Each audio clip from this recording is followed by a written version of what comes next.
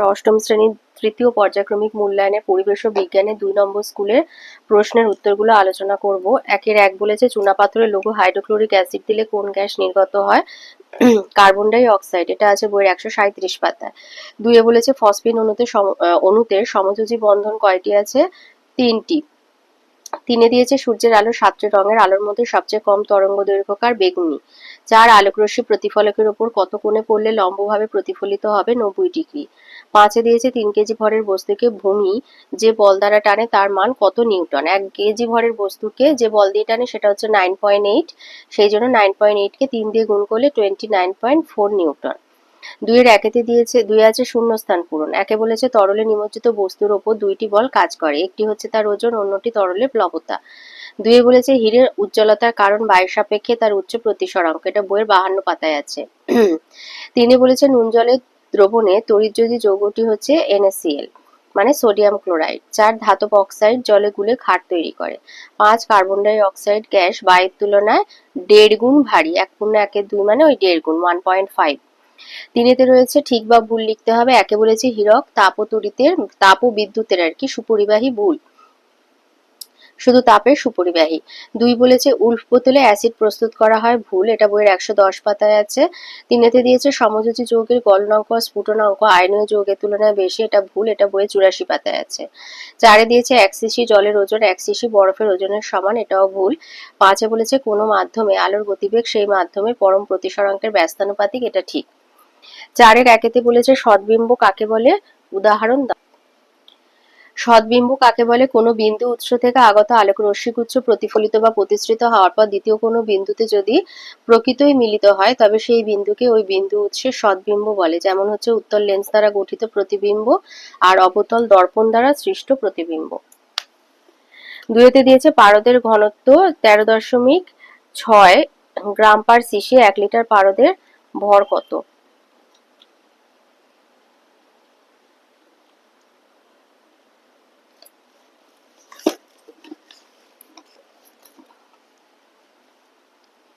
এই যে পারদের ঘনত্ব 13.6 গ্রাম/ঘন সেমি, ওই সিসি মানে ঘন সেমি। 1 লিটার পারদের ভর কত গ্রাম? তো আমরা জানি 1 লিটার সমান হচ্ছে 1000 ঘন সেমি। পারদের ঘনত্ব সমান ভর বাই আয়তন। 13.6 গ্রাম/ঘন সেমি অর্থাৎ 1 ঘন সেমি পারদের ভর হচ্ছে 13.6 গ্রাম। তাহলে 1000 ঘন সেমি পারদের ভর, এটা দিয়ে 1000 দিয়ে ইন্টু করে দিলে 13.6 কেজি। তাহলে 1 লিটার পারদের ভর 13.6 কেজি বা 13,600 গ্রাম। 3 বলেছে লোহার একটা পরমাণুর তুলনায় সোনার একটা পরমাণুর ভর বেশি, তাহলে 1 মিলিগ্রাম সোনা আর 1 মিলিগ্রাম লোহা কোনটাতে পরমাণুর সংখ্যা বেশি হবে? যে ধরি লোহার একটা পরমাণুর ভর হচ্ছে MFe মিলিগ্রাম আর সোনার একটা পরমাণুর ভর MAU মিলিগ্রাম। অতএব 1 মিলিগ্রাম লোহায় উপস্থিত পরমাণুর সংখ্যা 1/MFe এবং 1 মিলিগ্রাম সোনায় উপস্থিত পরমাণুর সংখ্যা 1/MAU। যেহেতু লোহার একটা পরমাণুর চেয়ে সোনার একটা পরমাণু বেশি ভারী, তাই হচ্ছে আয়রন গ্রেটার দেন স্মলার দেন হচ্ছে সোনা। অতএব 1 MFe গ্রেটার দেন 1/MAU। যেহেতু 1কে বৃহত্তর সংখ্যা দ্বারা ভাগ করলে মানটি ক্ষুদ্রতর হয়, অতএব 1 মিলিগ্রাম লোহায় বেশি সংখ্যক পরমাণু থাকবে।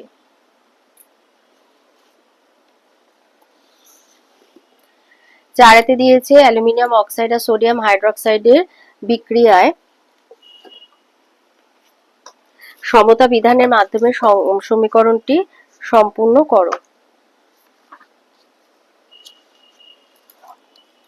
এই যে এই বিক্রিয়াটা অ্যালুমিনিয়াম অক্সাইড আর সোডিয়াম হাইড্রোক্সাইড, এখানে সমতা বিধান করাই আছে। সোডিয়াম অ্যালুমিনেট লবণ আর জল উৎপন্ন হবে, তো এটা করে দেবে। 5 দিয়েছে মৌলের বহুরূপতা কাকে বলে? উদাহরণ দাও। যখন কোনো মৌলকে একাধিক ভৌত রূপে পাওয়া যায় তখন সেই ভৌত রূপগুলোকে মৌলটির বহুরূপ বলা হয়। মৌলেরই ধর্মকে তার বহুরূপতা বলা হয়ে থাকে। যেমন হচ্ছে কার্বনের একটি রূপভেদ হচ্ছে হিরে বা গ্রাফাইট বলতে পারো। এই যে কার্বনের বহুরূপতা, নিয়তাকার হচ্ছে হিরে গ্রাফাইট, ফুলারিন, অনিয়তাকার ভূষাকালী কোক, গ্যাস কার্বন। এটা উদাহরণ হিসাবে দিয়ে দেবে। 5 বলেছে ঠান্ডা পানীয় বোতলে ঝাঁকালে ফেনা উথলে ওঠে কেন?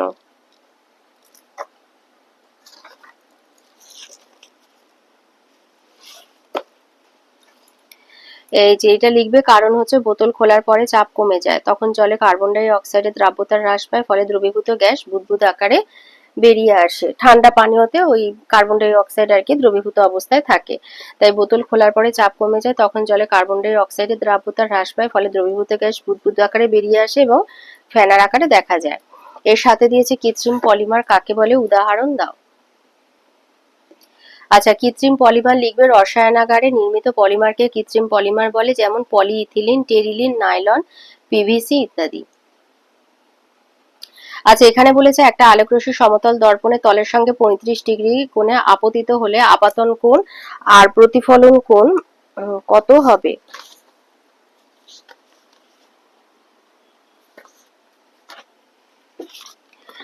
তো আপাতন কোণ সমান লিখবে, তো এই ধরো আপতিত হয়েছে, এটা হচ্ছে আপাতন কোণ, এটা হয় প্রতিফলন কোণ, তো এই দুটো সমান হয়। তো এই দুটো হচ্ছে 55 ডিগ্রি হচ্ছে, আর এদের বলেছে আপতিত আর প্রতিফলিত রশ্মির মধ্যবর্তী কোণ কত, তাহলে অতএব আপতিত ও প্রতিফলিত রশ্মির মধ্যবর্তী কোণ হচ্ছে তাহলে এটা, এখানে আমাদের আই প্লাস আর করতে হবে, তাহলে 55 প্লাস 55 মানে 55 ইন্টু 2 করে দিও, বা আমরা বার করতে পারবো। আচ্ছা, তাহলে আপাতন কোণ বার করবে, যেহেতু 35 ডিগ্রি কোণে আপতিত হয়েছে, তাহলে আপাতন কোণ হবে 90 মাইনাস 35 মানে 55 ডিগ্রি, আর প্রতিফলন কোণ হবে 55 ডিগ্রি, আর আপতিত আর প্রতিফলিত রশ্মির মধ্যবর্তী কোণ 55 ইন্টু 2 মানে 110 ডিগ্রি।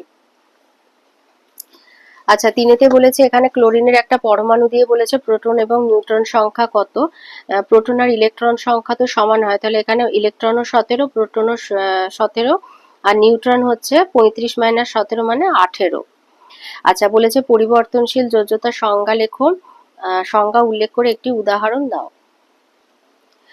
কতগুলি মৌলের ক্ষেত্রে একাধিক যোজ্যতা দেখতে পাওয়া যায়, এদের বলা হয় পরিবর্তনশীল যোজ্যতা। তাহলে কতগুলো মৌলের ক্ষেত্রে একাধিক যোজ্যতা দেখা যায়, এদের বলা হয় পরিবর্তনশীল যোজ্যতা। যেমন আয়রনের দুটো যোজ্যতা আছে, 2 আর 3, 2 যোজ্যতা দ্বারা গঠিত যৌগকে ফেরাস, আর 3 যোজ্যতা দ্বারা গঠিত যৌগকে ফেরিক বলে। এছাড়া আছে কপার কিউপ্রাস, কিউপ্রিক, টিনের আছে স্ট্যানাস, স্ট্যানিক, পারদের মার্কিউরাস, মার্কিউরিক ইত্যাদি। তো এখান থেকে যে কোনো একটা উদাহরণ দিয়ে দেবে। এবার আসি লাইফ সায়েন্সে। একেরতে দিয়েছে সঠিক উত্তর নির্বাচন করে লেখো। একের এক বলেছে কোষের প্রাণকেন্দ্র নিউক্লিয়াস, 2 যক্ষার কারণ ব্যাকটেরিয়া, 3 দেহের বৃদ্ধির জন্য কাজ করে GTH growth.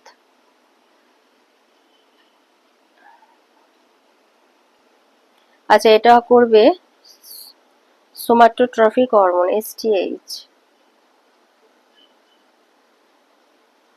STH somatotrophic hormone, TCH হচ্ছে thyroid stimulating hormone,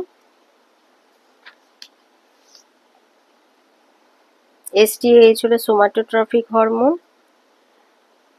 ACTH অ্যাডিনোকর্টিকোট্রফিক hormone, আর জিটিএইচ হচ্ছে গোনাডোট্রফিক হরমোন। এসটিএইচ দেহের বৃদ্ধির জন্য, এসটিএইচ এটা হচ্ছে জনন অঙ্গের বৃদ্ধি করে, তো এটা হবে সোমাটোট্রফিক হরমোন। 4 তারা মাছের গমন অঙ্গের নাম নালীপথ। 5 প্রতিধ্বনি কাজে লাগিয়ে শিকার ধরে চামচিকে। 2 এ বলেছে বাক্যগুলি শূন্যস্থান পূরণ করো। 1 জৈব দ্যুতি বা বায়োলুমিনেসেন্সের জন্য কাজ করে একটি প্রোটিন হচ্ছে লুসিফেরিন। 2 এতে বলেছে বৃক্কের উপরে অবস্থিত গ্রন্থির নাম হচ্ছে অ্যাড্রিনাল, এটা 225 পাতায় আছে বইয়ের। 3 এ বলেছে বংশবৃদ্ধিতে সাহায্যকারী ছত্রাকের সূক্ষ্ম তন্তুকে হাইপি বলে। 4 বর্ণহীন প্লাস্টিডের কাজ খাদ্য সঞ্চয়। 5 আফ্রিকার নামী মরুভূমির আদিবাসী মানুষেরা বুশম্যান নামে পরিচিত। 3 এ ঠিক ভুল বলতে বলেছে। 1 বলেছে ফাইটোপ্ল্যাঙ্কটনরা হলো স্বভোজী প্রকৃতির, ঠিক। 2 এ সুন্দরী গাছে ঠেসমূল থাকে, ঠিক। 3 লালা গ্রন্থি দ্বারা নিঃসৃত রসে কোনো উৎসেচক থাকে না, ভুল। 4 স্পাইরোগাইরা প্লাস্টিড পেয়ালার মতো আকৃতি বিশিষ্ট, ভুল। 5 কোষের গলগি বস্তু থেকে লাইসোজোম তৈরি হয়, ঠিক। 4 এ আসি। 4 এর 1 এতে বলেছে প্রোক্যারিওটিক আর ইউক্যারিওটিক কোষে 2টি পার্থক্য লেখো। তো প্রথম থেকে দুটো বলে দেবে। একটা হচ্ছে নিউক্লিয়াস, প্রোক্যারিওটিক কোষে হচ্ছে নিউক্লিয় পর্দা দিয়ে ঘেরা, আদর্শ নিউক্লিয়াস অনুপস্থিত। পরিবর্তে দ্বিতন্ত্রী ডিএনএ সমন্বিত পর্দাবিহীন অংশ নিউক্লিয়য়েড উপস্থিত। আর ইউক্যারিওটিক কোষে পর্দা ঘেরা আদর্শ নিউক্লিয়াস উপস্থিত। কোষ অঙ্গাণু, পর্দা দিয়ে ঘেরা কোষ অঙ্গাণু, মাইটোকন্ড্রিয়া, লাইসোজোম, গলগি বস্তু, ক্লোরোপ্লাস্ট থাকে না। আর ইউক্যারিওটিক কোষে পর্দা দিয়ে ঘেরা বিভিন্ন কোষ অঙ্গাণু, মাইটোকন্ড্রিয়া, লাইসোজোম, ক্লোরোপ্লাস্ট, গলগি বস্তু উপস্থিত। 2 এতে বলেছে সরল অণুবীক্ষণ, যৌগিক অণুবীক্ষণ যন্ত্রের 2টি পার্থক্য লেখো। আচ্ছা, সরল লিখবে, এটা গঠন হচ্ছে সরল প্রকৃতির আর এটা তুলনামূলক জটিল প্রকৃতির। সরল অণুবীক্ষণ যন্ত্রে একটি মাত্র লেন্স ব্যবহৃত হয়, যৌগিক অণুবীক্ষণ যন্ত্রে দুইটি লেন্স ব্যবহৃত হয়। আচ্ছা, এই শেষের 2 আর 3 এর পয়েন্টটা দেবে। সরল অণুবীক্ষণ যন্ত্রের বিবর্ধন ক্ষমতা 15 থেকে 20 গুণ আর যৌগিক অণুবীক্ষণ যন্ত্রের বিবর্ধন ক্ষমতা 1500 থেকে 2000 গুণ।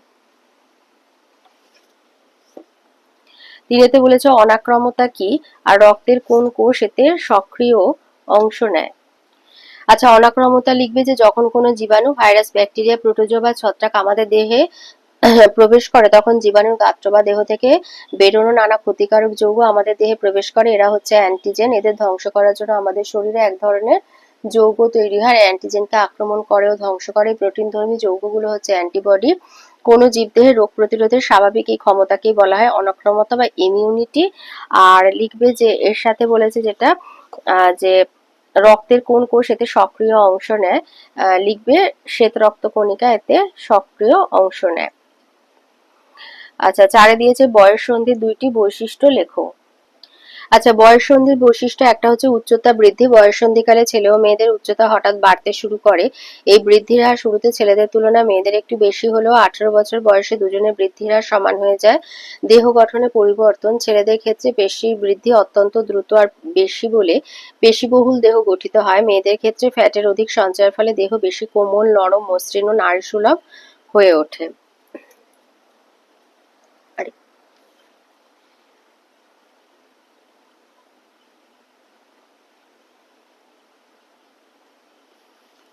আচ্ছা, তারপরে দিয়েছে 5 দিয়েছে গ্রিনহাউস গ্যাস কাকে বলে, উদাহরণ দাও। এই যে গ্রিনহাউস গ্যাসকে লিখবে ভূপৃষ্ঠ সংলগ্ন বায়ুমণ্ডলে উপস্থিত যেসব গ্যাসীয় উপাদান সূর্য থেকে আগত ক্ষুদ্র তরঙ্গ দৈর্ঘ্য বিশিষ্ট রশ্মিকে পৃথিবীতে আসতে দিলেও উত্তপ্ত ভূপৃষ্ঠ থেকে বিকিরিত অপেক্ষাকৃত দীর্ঘতর তরঙ্গ দৈর্ঘ্য বিশিষ্ট অবলোহিত রশ্মিকে মহাশূন্যে ফিরে যেতে বাধা দেয় ও কিছু অংশ নিজেরা শোষণ করে এবং অবশিষ্টাংশ পুনরায় পৃথিবী পৃষ্ঠে প্রতিফলিত করে পৃথিবী ও তার পরিমণ্ডলকে উত্তপ্ত রাখে, তাদের গ্রিনহাউস গ্যাস বলা হয়ে থাকে। অজৈব গ্রিনহাউস গ্যাস হচ্ছে carbon die oxide, ozone, nitrous oxide, জলীয় বাষ্প। আর জৈব হচ্ছে ক্লোরোফ্লোরোকার্বন, মিথেন ইত্যাদি। 5 বলেছে একটি আদর্শ কোষের নিউক্লিয়াসের 4টি অংশ চিহ্নিত করতে বলেছে। তো এটা তোমাদের বইয়ের 174 পেজে রয়েছে। এই ছবিটা আঁকবে আর বিভিন্ন অংশগুলোকে দেখিয়ে দেবে। এই যে আদর্শ নিউক্লিয়াসের এই যে এই ছবিটা। আচ্ছা, 2 দিয়েছে দই, পাউরুটি, সুরা এবং ভিনিগার প্রস্তুতিতে অণুজীবের ভূমিকা উল্লেখ করো।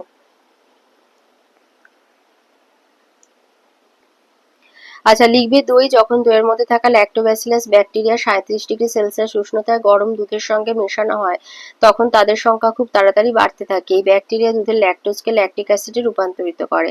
বিশেষ বিশেষ ছত্রাক ও ব্যাকটেরিয়ার ক্রিয়ায় চিজ, কেক, ধোকলা, ইডলি, ধোসা, পাউরুটির মতো নানা খাবার বানানো যায়। 3 হচ্ছে ইস্টের কোষ ফলের রসে থাকা শর্করাকে ভেঙে অ্যালকোহল তৈরি করে। ব্যাকটেরিয়া এই অ্যালকোহলকে ভিনেগারে রূপান্তরিত করে। আচ্ছা, এর পরে দিয়েছে যে কাঁচা আমিষ খাদ্যকে সংক্রমণ থেকে বাঁচাতে নুন ও হলুদ ব্যবহার করা হয় কেন। আর বেকার সিস্ট কি। বেকার সিস্ট লিখবে যে বিভিন্ন রকম বেকারিতে পাউরুটি, কেক তৈরির জন্য যে ইস্ট ব্যবহার করা হয় তাকে বেকার সিস্ট বলে।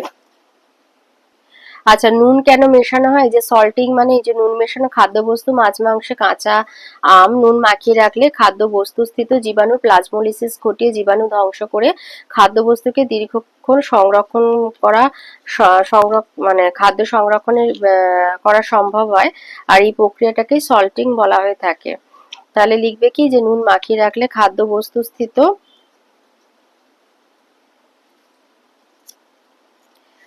জীবাণুর প্লাজমোলিসিস ঘটিয়ে জীবাণু ধ্বংস করে খাদ্যবস্তুকে দীর্ঘদিন সংরক্ষণ করা সম্ভব হয়। আর বলেছে আমরা হলুদ মেশাই কেন, লিখবে হলুদে কারকিউমিন নামের একটা যৌগ পাওয়া যায়। এই যৌগের উপস্থিতির জন্যই জীবাণুনাশক হিসাবে হলুদ ব্যাকটেরিয়া, ভাইরাস, ছত্রাককে মেরে ফেলার ক্ষমতা রাখে। সেই জন্য খাবারে হলুদ মেশানো হয়। আর বেকার সিস্ট বললাম যে বিভিন্ন বেকারি বা পাউরুটি তৈরিতে যে সমস্ত ইস্ট ব্যবহার করা হয় তাদেরকে বেকার সিস্ট বলে। 3 বলেছে সুস্থভাবে বাঁচার জন্য বিশ্ব স্বাস্থ্য সংস্থার দেওয়া 10টি জীবন কুশলতার মধ্যে থেকে যে কোনো 5টি সংক্ষেপে আলোচনা করো।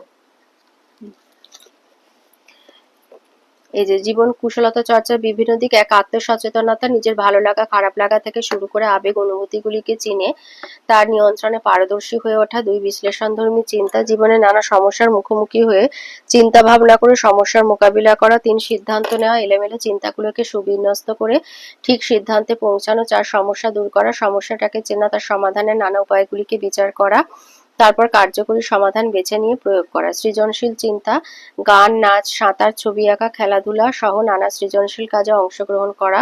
ছয়, পারস্পরিক সংযোগ স্থাপন, অন্যের কথা ধৈর্য ধরে শোনার অভ্যাস তৈরি করা, কি বলবো যেমন গুরুত্বপূর্ণ, কিভাবে বলবো সেটাও অনুশীলন করা। সাত হচ্ছে পারস্পরিক সম্পর্ক, পরিবারের আত্মীয় স্বজন এবং বন্ধু ও অন্যান্য মানুষজনের সঙ্গে সুসম্পর্ক তৈরি করা। আট, সমানুভূতি, অন্যের সমস্যার সঙ্গে নিজেকে সামিল করে তার অনুভূতিগুলিকে বোঝা আর প্রকাশ করা। মানসিক চাপ নিয়ন্ত্রণ, মনের উপর তৈরি হওয়া চাপগুলোকে চিনে কিভাবে সেগুলোকে কমানো যায় তার অনুশীলন করা। আবেগ নিয়ন্ত্রণ, নিজের বিভিন্ন অনুভূতিগুলি সম্পর্কে সচেতনতা তৈরি করা এবং যথাযথভাবে তা প্রকাশ করা। তো এখান থেকে প্রথম পাঁচটা বলে দেবে।